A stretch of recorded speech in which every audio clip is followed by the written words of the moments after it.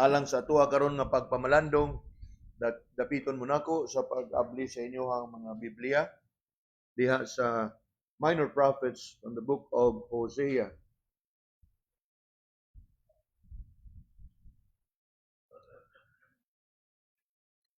Hosea chapter 6.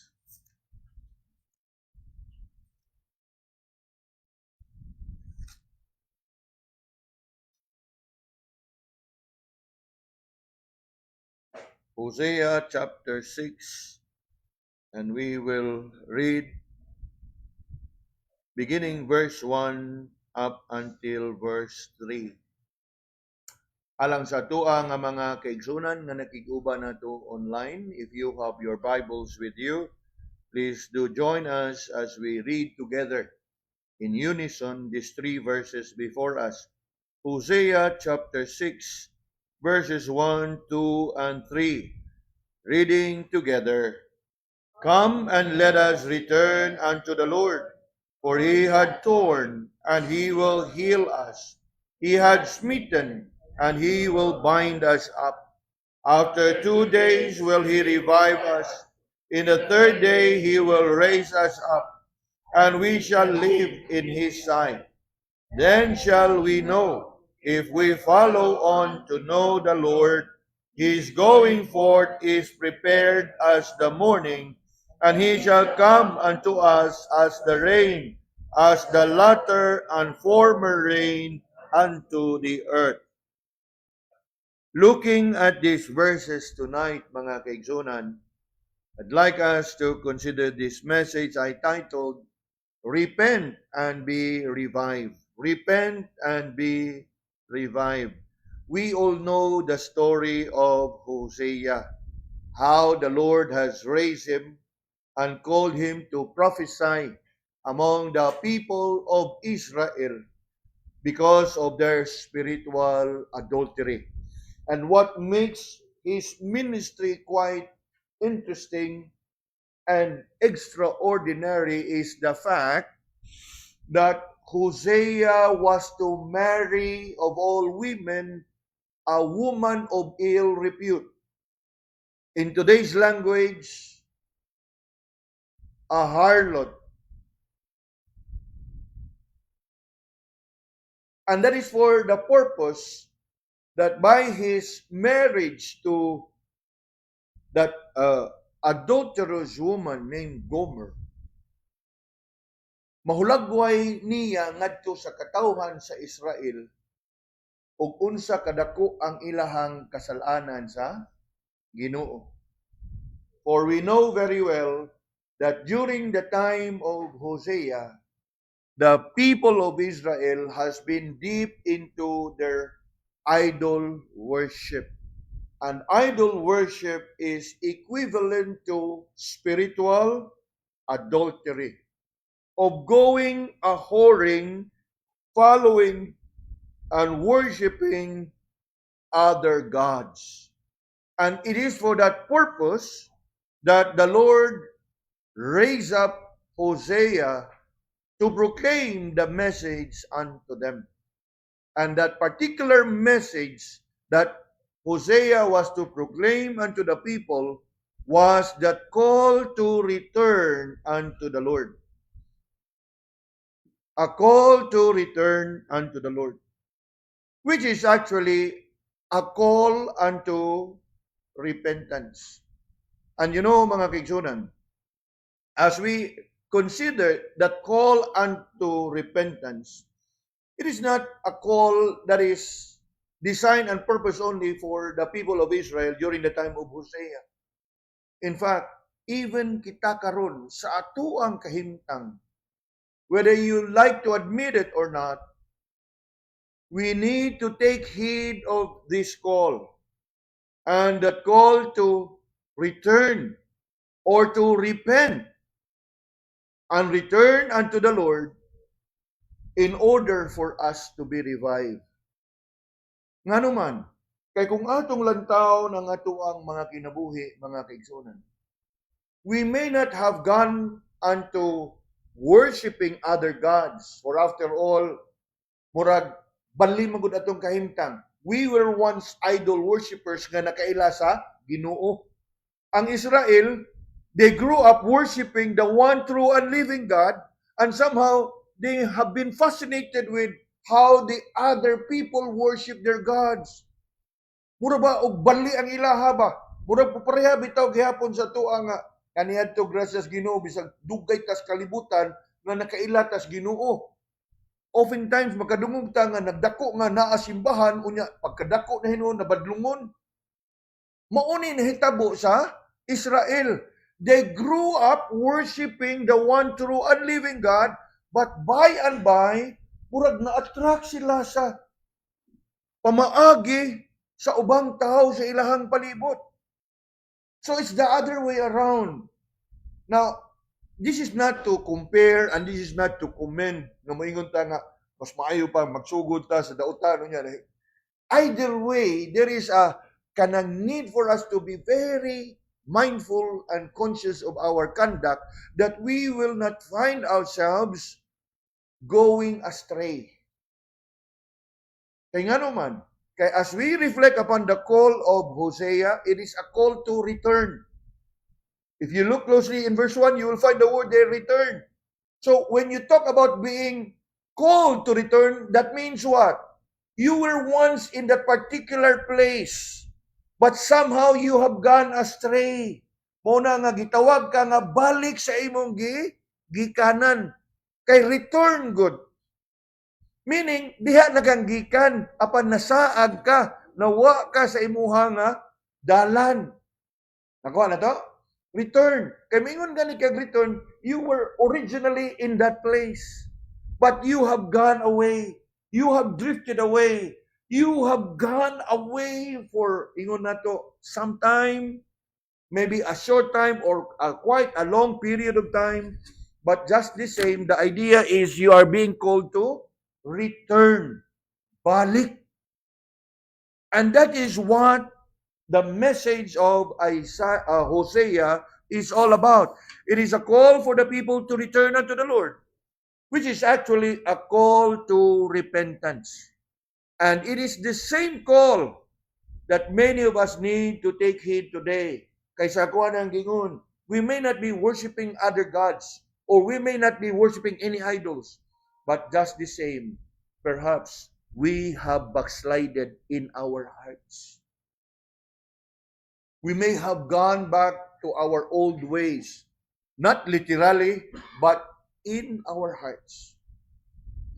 Because after all, that is where all backsliding begins. In the heart and in the mind. Nga sa dili pa na makita gyud nimo nga clearly evident diya sa imuhang kinabuhi, it actually has been going on deep in your heart. Mo kana nga sama sa kong gingon, we may not have sinned the very sin that these people have committed, but one thing for sure, we also need to take heed of this call to return and to repent in order for us to be revived. And so, looking closely at our text tonight, mga kaigsunan, I want us to consider, firstly, the call to return. The first part of verse 1 says, "Come and let us return unto the Lord." Now, kini nga mensahe ni Propeta Hosea actually comes shortly after the pronouncement of judgment unto the northern kingdom of Israel where Hosea was serving. O asa na to makita ang pronouncement of judgment ngadto sa Israel? Come with me for a while from in the previous chapter, in chapter 5, looking at verse 8 down to verse 15. This is what we read. Verse 8, "Blow ye the cornet of Gibeah, and the trumpet of Ramah. Cry aloud at Bethaven, after thee, O Benjamin. Ephraim refers to the northern kingdom of Israel. Ephraim shall be desolate in the day of rebuke. Among the tribes of Israel have I made known that which shall surely be. This is actually a pronouncement of the imminent Assyrian invasion that would eventually result to Assyrian captivity.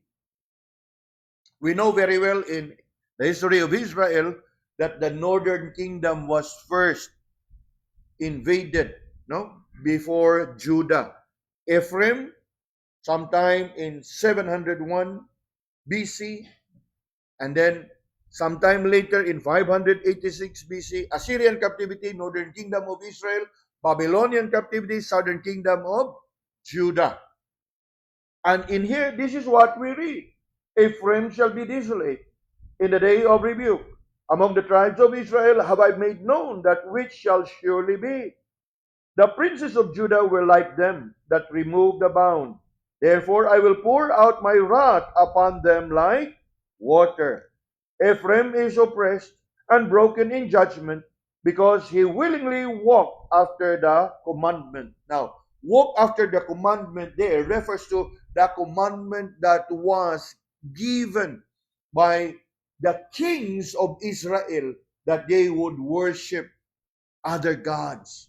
We know very well that all the kings of the northern kingdom, starting from Jeroboam onwards, they were all wicked kings. And instead of following the commandments of the Lord to worship only the one true and living God, they have obeyed the commandments of their king.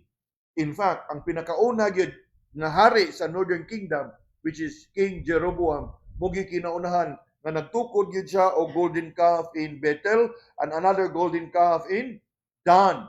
Haron nga ang mga sakop niya dili na mongadto sa Jerusalem. Kay ang mga Hudiyo, they know very well that at least 3 times in a year, they have to go up to Jerusalem to worship God at the temple.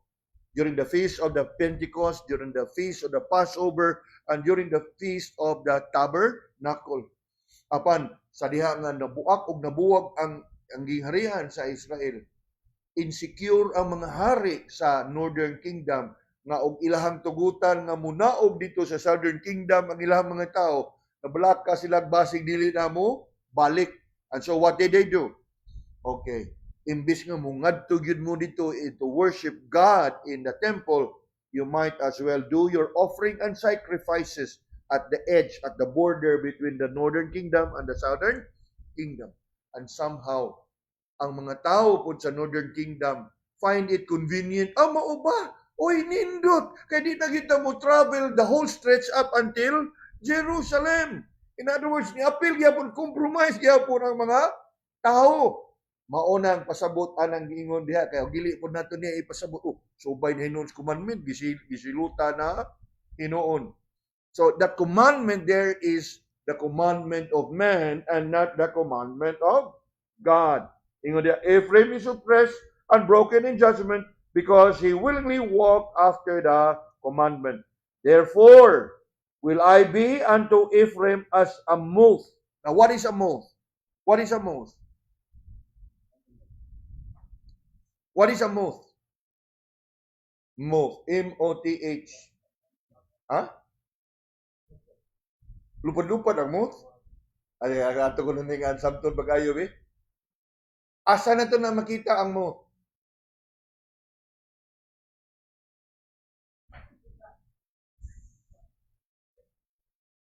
And what do they do? Now, of course, that is how we are oriented with moth. But moth, they are actually a kind of a pestilence ba? A pest nga mo daot sa tanom. Before they kanang bang a kind of a pest ngadto sa mga tanom. Unya mo nangingon diha, therefore will I be unto Ephraim as a moth, and to the house of Judah as rottenness. So, kadaot ang iyahang dala as a moth and as a rottenness, no? Ngadto sa house of Judah. Pero kung imong tanawon, the order is Northern Kingdom first, I will destroy, then after the Southern Kingdom of Judah. Then moving on, ingon diha, when Ephraim saw his sickness and Judah saw his wound. Then went Ephraim to the Assyrian and sent to King Jared, yet could he not heal you, nor cure you for your wound. So, gihulagway diha ni Propeta Hosea nga imbis unta nga mubalik sila ngadto sa Ginoo, dito na hinuon sila nagpalaban sa hari sa Assyria that will eventually actually mo atake og musakop nila.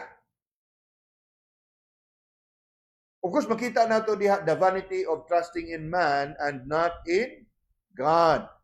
But as we move on, giklaro gyud diha ang pagpadayag sa Ginoo nga dangop mo ngadto niya nga di man na siyang makatabang nimo. Ingon diha, and sent to King Jared, yet could he not heal you nor cure you of your wound. Verse 14, for I will be unto Ephraim as a lion, and a young lion to the house of Judah. Even I will tear and go away. Now, you look closely at verse 14. Sa Ephraim, I will be a lion. In other words, andam ng mutukob. But sa Judah, still a young lion. Kaya nga naman, sometime later pa man niya tukbon. Are we following? Now, we need to understand this, especially prophetical verses. There's a lot of figure of speech there. This is not just about a lion is a ravenous lion, a devouring lion. Andam na mutukob. And obviously, we know very well nga nauna magtukob ang northern Israel. Young lion, wa pa, hinahinay pa. Kay in God's time, dako na po, which sometime 586 BC. 701 BC, ang northern kingdom. But anyway, ingon gid even I will tear and go away. Kabantay bitaw mo na makakita ta na mga video like National Geographic or mga Animal Kingdom na mga salida or mga kanang documentary nga ang mga leon bitaw nga ikaw magtukob. Paspas man kay na sila mohamag. Pak ikaw maghamag busog na bitaw kayo. Relax na kay mulak ko. I will tear and go away. Mao na gihulagway diha.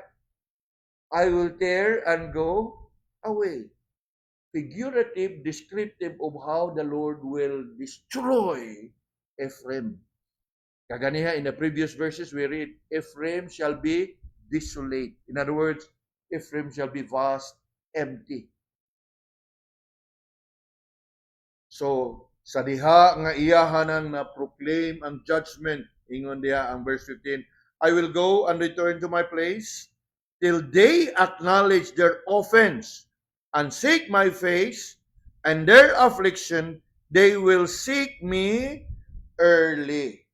So sa paghuman sa pagproklamar ni Hosea sa mao nga judgment sa Ginoo ngadto, iyahan ang gisundan sa pagtawag na sa mga katawhan, come and let us return unto the Lord. Kung atong lantawon, ang ministry ni Hosea to the northern kingdom is very much like the ministry of Jeremiah to the southern kingdom. With much pleading and even crying and weeping, nga mga liupo, manghangyo sa mga tao, balik na lagi ta sa Ginoo, apan wa gyoy maminaw kanila. Nga as we know very well, ang giproklamar nila nga judgment ngadto sa katawhan, nahitabo gyud. Kay wa man gyud ni bisan usa nga nagbaton sa ingon pa nato kana bang ka agresibo sa ilahang kaugalingon nga mobalik sa Ginoo. Apan looking at our text this evening, mga kaigsunan, put na ko nga ato ang sayron in application sa ato ang kahimtang karon. Kaysa ko ang gingon, we may not be guilty of the same sin that these people have committed, but just the same like them, we have sinned against God in our hearts. I fear that many of us could have backslided even in our heart. Oftentimes, ang ato ang mong pagsabot sa backslide, nga ni backslide gigig ka nga, ni balik na ka sa imuhang kinabuhi kanihan to. Apan sayri mga kaigsunan, that backsliding is a gradual process. that before it becomes evident and manifested diha sa imong kinabuhi, it has been going on for some time in your heart. And that is how subtle backsliding is. Kaya magsugod na diha sa imong kasing-kasing. Mamugnaw ka sa imong devotion sa Ginoo, maluya ka diha sa imong mga paglakaw, pagpangalagad sa Ginoo. Sa hinahinay, you will what? Drift away sa usual nga imong naandan, nga imong gibuhat para sa Ginoo. And then, drifting away, eventually you'll be drawn away. Mawa you guys passing. And it was then and only then na makita na sa tanan, madayag na sa tanan, i-backslide man si Kuan. But actually, kanang pag-ingon nimo nga di-backslide, it's not the onset. It is actually when it is ripe. The actual onset of backsliding has been taking place sometime before the onset.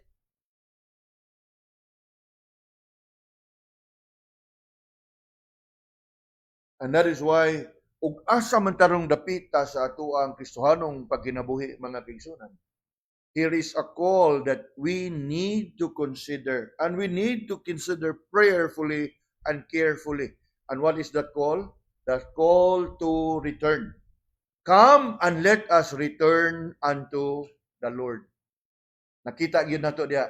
Return unto the Lord. Nga naman, we were once with the Lord. We were once in the Lord. But somehow, circumstances itong kinabuhi, nakalinlain nga mga sitwasyon nga itong giatubang, nakalinlain panghitabo nga ato ang nasugatan, somehow has led us drifting away from the Lord. And that is why we are called to return. Balik. And obviously, as I have established to you the context, na indeed, it is rightfully placed in chapter 6, shortly after the judgment was proclaimed in chapter 5. Hosea here makes an appeal to the people na kining tanan nga kung gisulti niyo in chapter 5, mahinabo yun ni. Busa sa di pa ni mahabo, mamalik na ta sa Ginoo. Kunya, ang interesting pagkaayo ani nga call to return is notice how Hosea identify himself with the people. Kaya nga naman, ingon man siya, come, let us return. In other words, he never isolate himself from the people.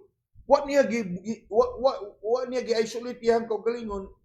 In fact, he identified na kung atong isipon, siya mo'y gihatagan sa taha sa Ginoo, nga iyahang pahinumduman ang mga tao nga pamalik na mo sa Ginoo, which can also be acceptable kay siya gimensahero.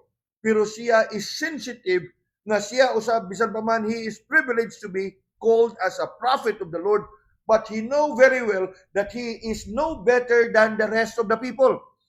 Na he can closely identify himself with the people nga sama ninyo makasasaog ko. Munang ang ihag yung gigamit diha, come, let us. Dili lang kay, huy, pamalik na mo sa Ginoo.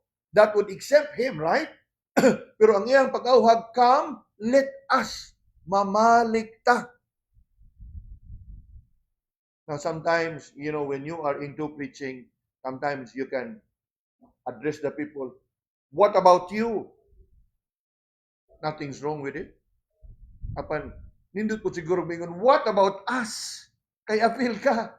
Apil ka nga makapamalandong sa imong kagalingon kay, obviously, we all have sinned and come short of the glory of God. Whether nga mapropeta ka, o alagad lang ka, o giyano lang ka nga anak sa Ginoo, regardless, collectively, we all have sinned. And that is what makes this call very interesting. Nga naman, because Hosea here calls upon his fellow sinners. Why fellow sinners? Ingon man siya, let us return unto the Lord. Hosea did not isolate himself from the people, but instead identify himself with them. Let us. That means, by identifying himself with the people, he actually acknowledged nga siya usab kabahin ug nakasausab ngadto sa Ginoo. Ikaduha, as we look at the words of the prophet Hosea here, it is a call to fellow sinners to return. It is a call for the wayward to return. Yes, this is a call for the wayward, the prodigals, and those who have backslided, those who have gone back to their old ways, those who have drifted away, and those that have gone astray. You know, as we reflect upon our own selves, and likewise upon the church, sa ako ang bahin, by God's grace, sa pagsugod sa buluhaton niini nga simbahan, I can only imagine how the Lord has brought people into the church. And the church was indeed established. You know, as we look back in the early days, people come and go. No? People come and people go. Meaning, there is that pattern nga naay mga bag-o nga makauban nato sa simbahan, madugang sa mga dugay na sa simbahan, pero naapoy mga dugay na sa simbahan nga sa tagsa-tagsa ginahinay na nga wala po sa simbahan. Now, we can no longer kanang ingon pa nato keep track. We can no longer kanang trace individually ug asa na sila ug unsa na ilahang sitwasyon. But kung asa man siguro sila niining tungurag niining panahon na sila ang mga kinabuhi, I can only wonder if they are still walking right with God or they have gone back to their old ways. And if so ever they have gone back to their old ways, I can only pray that they also together with us would come and return unto the Lord. Unya, kita pod nga, by God's grace, naa paghihapon sa simbahan, ayaw yun og limbungi imong kagalingon sa pagpatuo nga you have never gone astray. Kaysa ko nang gingon, even when you may have been in the church and have not gone out of the church, pero for sure there were times that your heart have backslided. Remember the account of the prodigal son? If the prodigal son that have gone and wasted his father's wealth have backslided, you know, equally backslided ang katong nahabilin diha sa iyaha for all along ang iyahang ang loyalty sa iyahang amahan, ang iyang pagpanerbisyo sa amahan. Somehow naa siya longing, somehow naa siya expectation nga ang tanan nga iyahang paghago would one day be rewarded. So, where's the difference? No difference. Mo kana mga kaigsunan nga as we reflect upon this call to return, even kanato nga naa sa simbahan, ayaw gyud og ilara ang imong kagalingon na you are well and okay, na you need not come and return unto the Lord. Kay kung ato lang lantaw ang atuang kasing-kasing sa kada adlaw mga igsoon, kita kanunay nga nakasala sa Ginoo. So this call to return and to repent is not just for those who really have gone astray and have gone wayward. It can also be true to us and be applied to us, especially if we have gone cold sa atuang pagpangalagad sa Ginoo.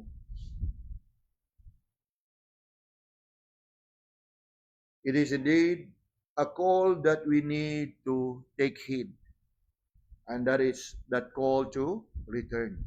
Now, moving on in verse 1, mga kaigsunan, from the call to return, I want us to look at the comfort of restoration. Tanawa pag-ayo, because there's a beautiful figure of speech, din he. Ingon diha, come and let us return unto the Lord. For he had torn and he will heal us. He had smitten and he will bind us up. And what is that all about? Yes, nasamdan ta kay ihatang gikastigo. Nabunog ta kay ihatang gibunalan. But you know what is he going to do if you return? There is restoration. Kaya nga naman, he had torn and he will heal us. He had smitten, but he will bind us up. Kanang bind us up bitaw mga kaigsunan. Dili na siya nga igaid kag hiktan ka. It's actually the act of bandaging. You know? Kanang naakay nabalian ka, napiangan ka, nabutangan ka niya o bandage. So, it is actually restorative. Na og nasamdan ka, iyahang hunaran. Now, that what make it really interesting kay, you know, dili siguro kitantanan ang nasayod nini, pero kung ang ato bitong samad hunaran in a hospital setting or in medical terminology, they will call it risingan. Risingan simply means nga imong limpyuhan. Pareha bagyapon the word dress. I think I've explained it to you in one of our Sunday school nga kaniadto sa karaan pa nga mag-ihaw ka og manok. Daghan kayo o mga tao mo struggle gyud og mag-ihaw ng manok kay magpabukal pa og tubig kay imo pag yung birabirahan kuan until nga niabot na nang gitawag og dress chicken. Dress chicken is limpyo na. Mao gyapon na siya nga idea anang dressing nga ang imuhang samad, hunaran. And that is what the Lord will do. Yes, we may have been wounded because of His chastisement, but if you return, He will heal us. Yes, we may have been bruised, we may have been injured because of His chastisement, but He has promised that He will bind us up. Bindahi, no? Bind.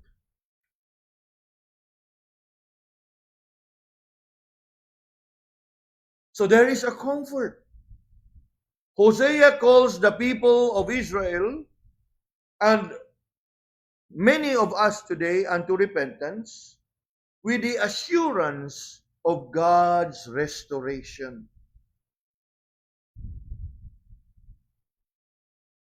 Na kung atong lantahon, God in His holiness and righteousness and justice, He will chastise us each time we sin.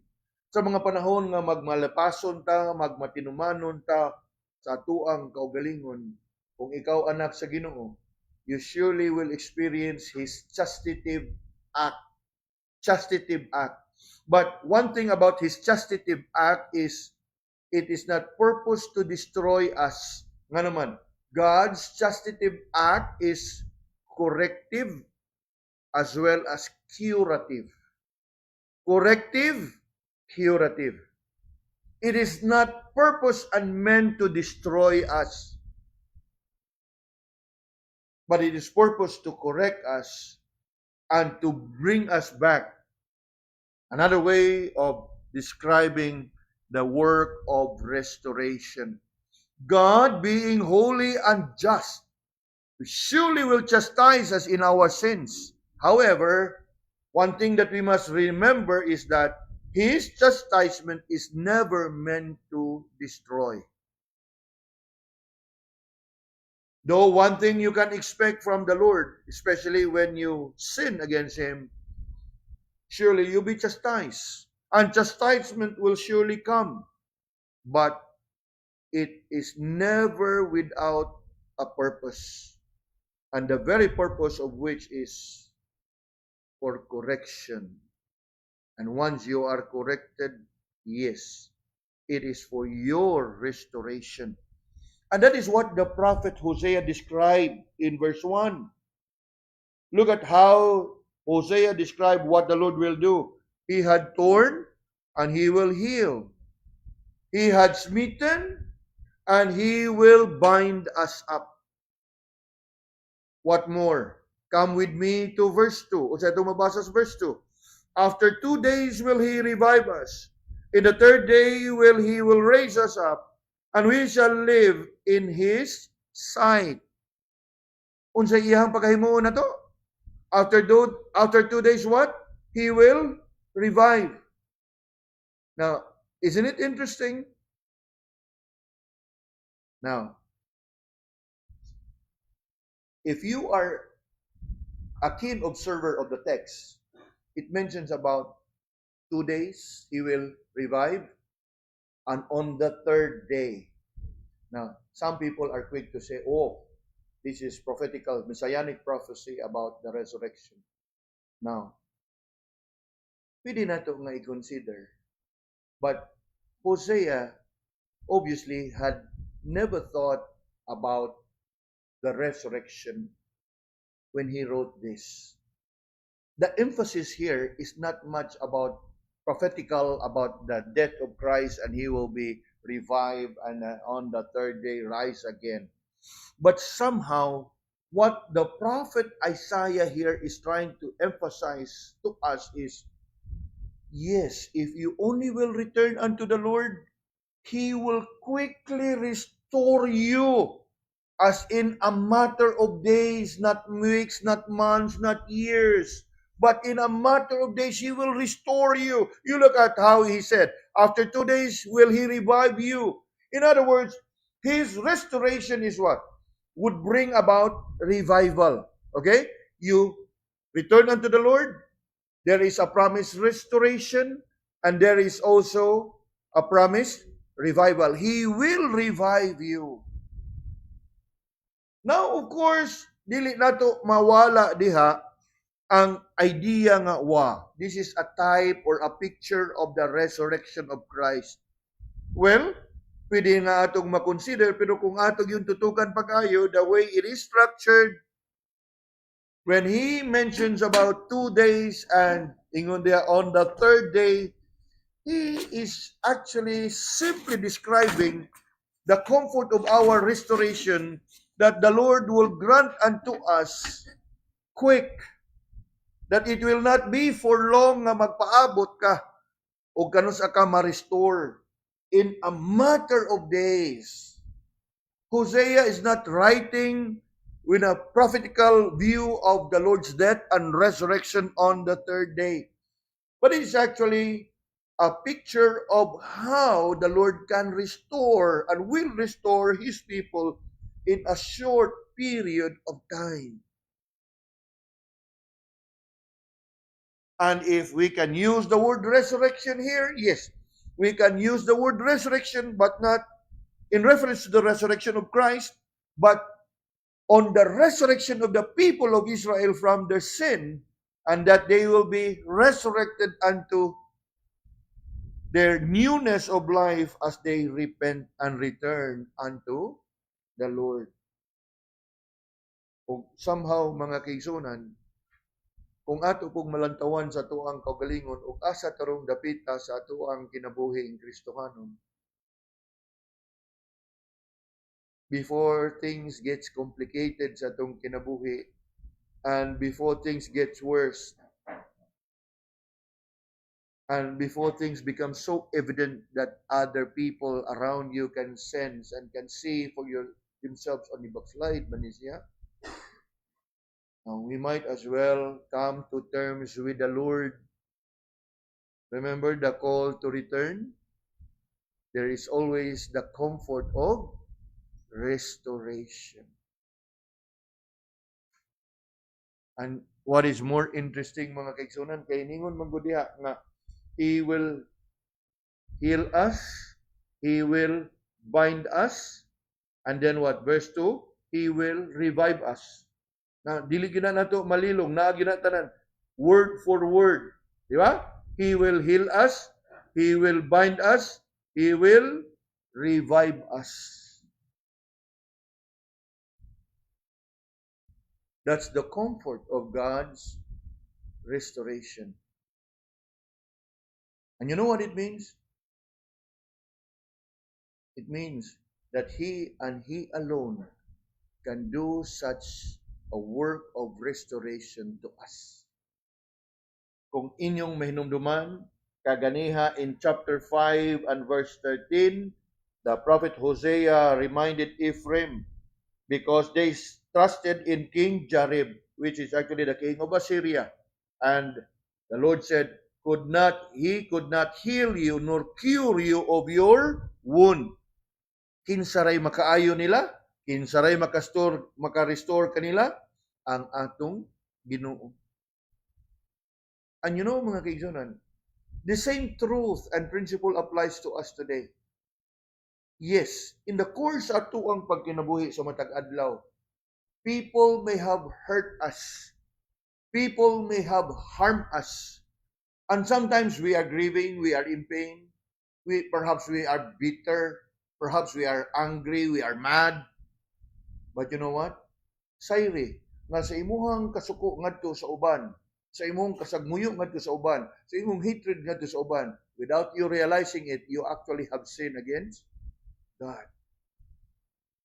And just the same, you need to take heed of the call, return. You need to consider that call to return. Bisan pag balido, bisan pag kanang gitawag matog justified ang imong gibati ngadto sa uban, bisan pa og naagi kanang gitawag bitaw sa kanang na ba makatarunganon nga mao niya akong gibati kay nasakitan ko. Yes.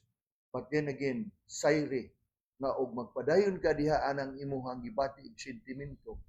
It's not just about ang imuhang kasabuyo niya ng tawhana, but you're actually cultivating something in your heart that is not pleasing unto the Lord. So just the same, you need to take heed of the call to return. Only the Lord can do it and accomplish it for you.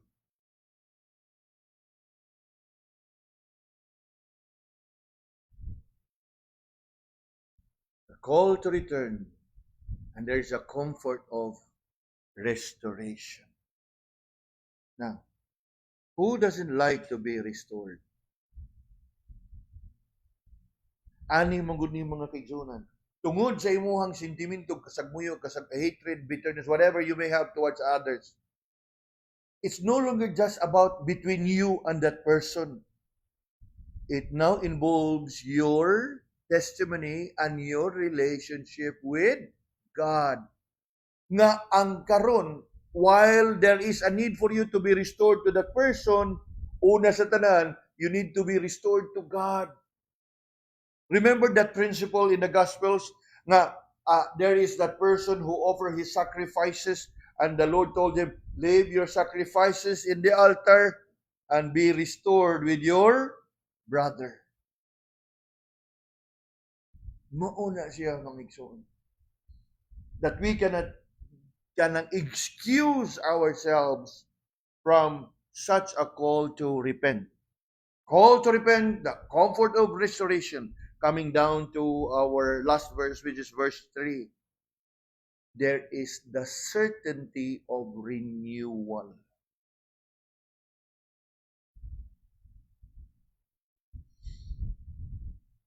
As sinners being restored, it is certain that there will be renewal.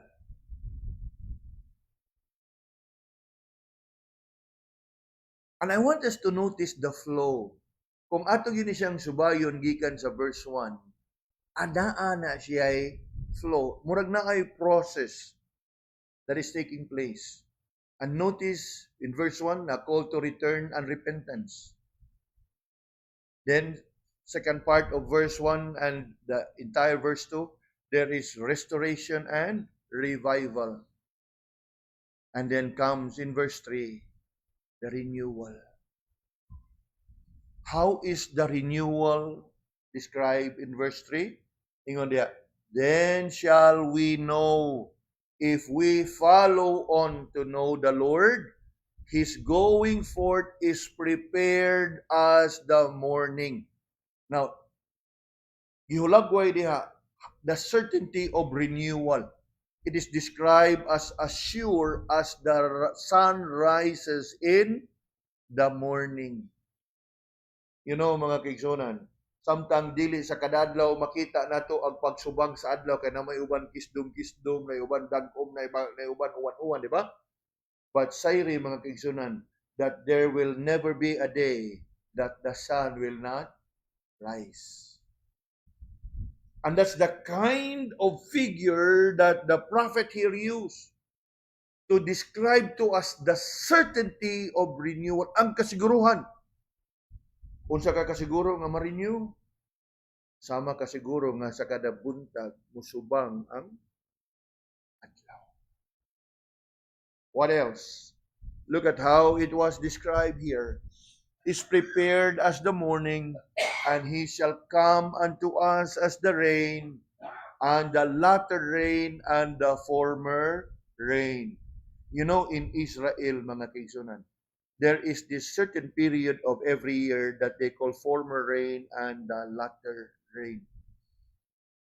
And somehow, it is for certain na sa kada tuig, bisan pag naay La Nina, bisan naapay drought, it will pour.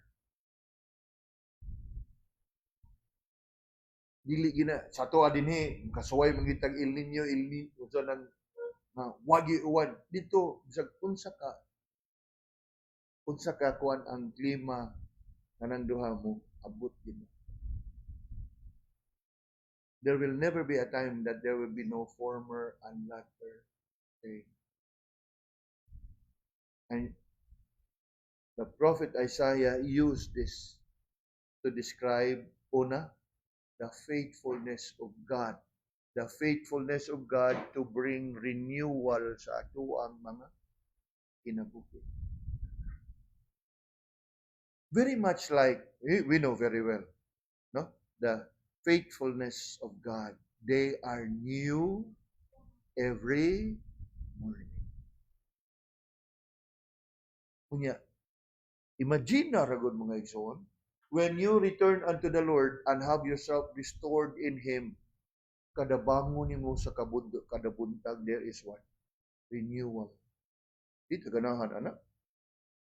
Kada bangon nimo, there is renewal. Kaysa, og dili yung ka mo balik sa Ginoo, and you continue to dwell in your anger, in your bitterness, and unforgiving spirit, kada bangon nimo, there is no renewal. Kaya ganoon. Kada bangon nimo, samok, ungot, kadungog lang ka ng ngalana, kakita lang as anino, anything that is identifiable.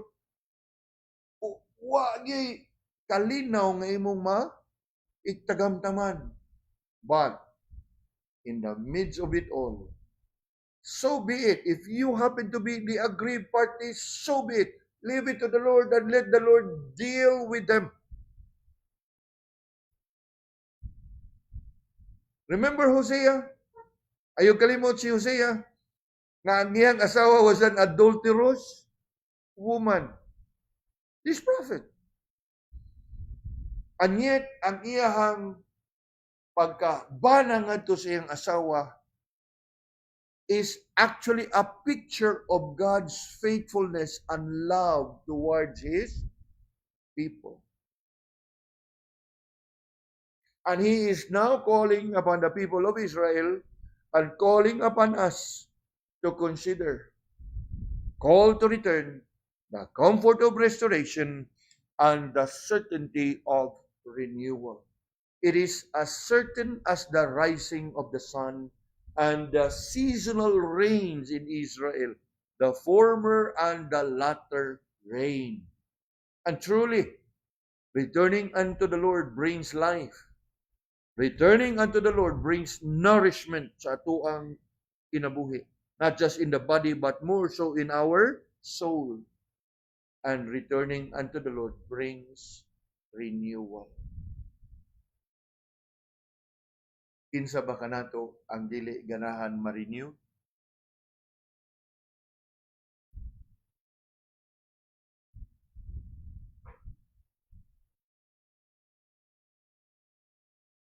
Sa ako ang gingon, we may not have sinned the same sin as these people of Israel did.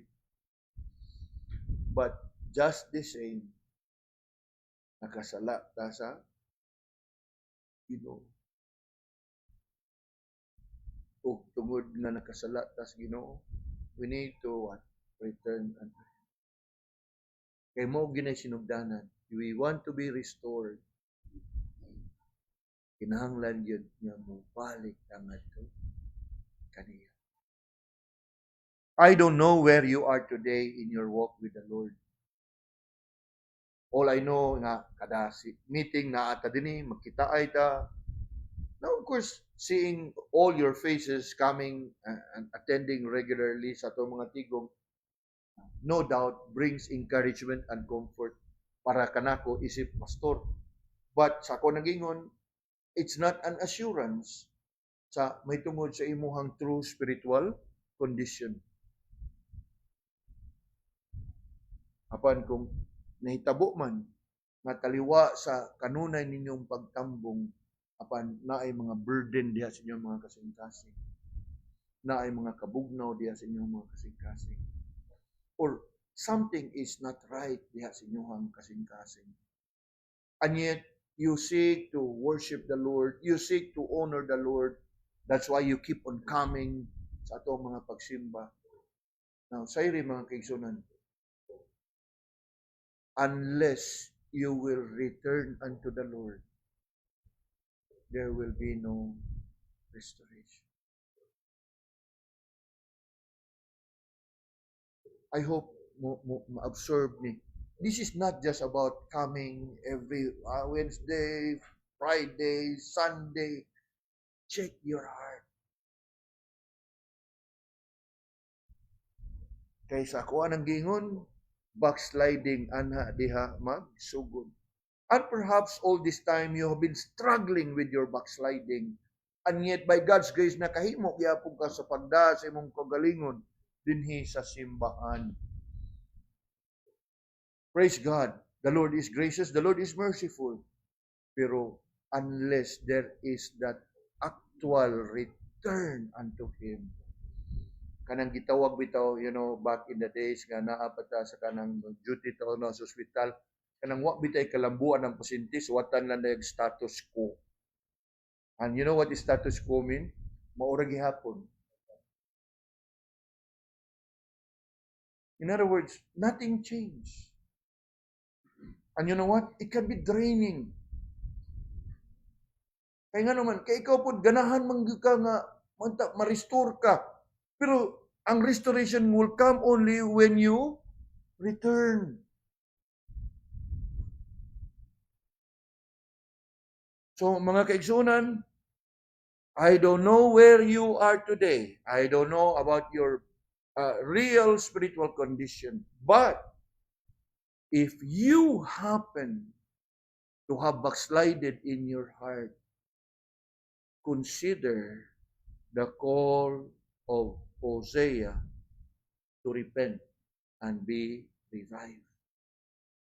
In fact, in the last chapter of his book, book of Hosea, we read of the same call of Hosea.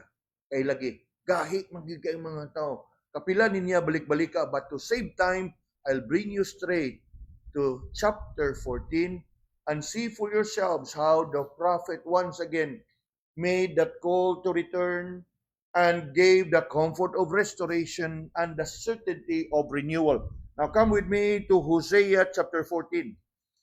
Chapter 14 of Hosea, and look at me as I read to you verse 1. O Israel, what's the next word? Return. Return unto the Lord thy God, for thou hast fallen by thine iniquity. Take with you words and turn to the Lord. Say unto him, take away all my iniquity and receive us graciously, so we will render the calves of our lips. Kung sa ilang gipangayo, restoration. Assure shall not save us. Assure is the old word for Assyria. Assure shall not save us. We will not ride upon horses, neither will we say any more to the work of our hands, ye are our gods, for indeed the fatherless findeth mercy. And then the restoration here, I will heal their backsliding. I will love them freely, for mine anger is turned away from him. I will be as a dew in unto Israel. He shall grow as the lily, and cast forth his roots as Lebanon. His branches shall spread, and his beauty shall be as the olive tree, and his smell as Lebanon. They that dwell under his shadow shall return. They shall receive as the corn, and grow as the vine. The scent thereof shall be as the wine of Lebanon. Now, how would you call it? There is what? Return, restoration, renewal.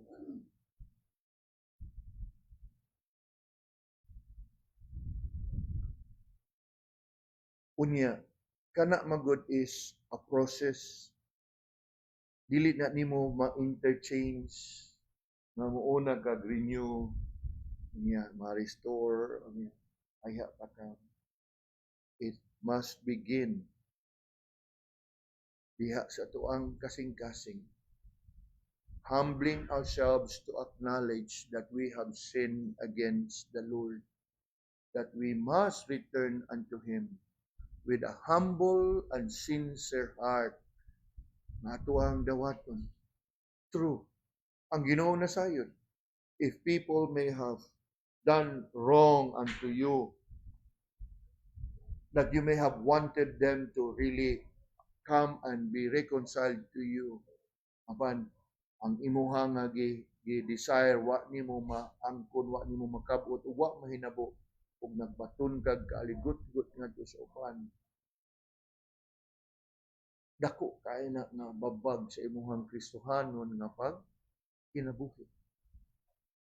Na imbis ang imuha raon ta nga issue is between you and the other party, karon it has become an issue not just between you and the other party, but between you and God.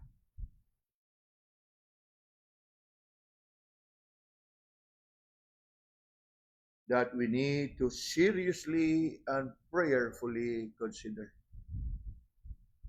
Trust in His Word. Trust in His promise. And what is that promise? If you would but return, He will restore you. He will revive you. And He will renew you.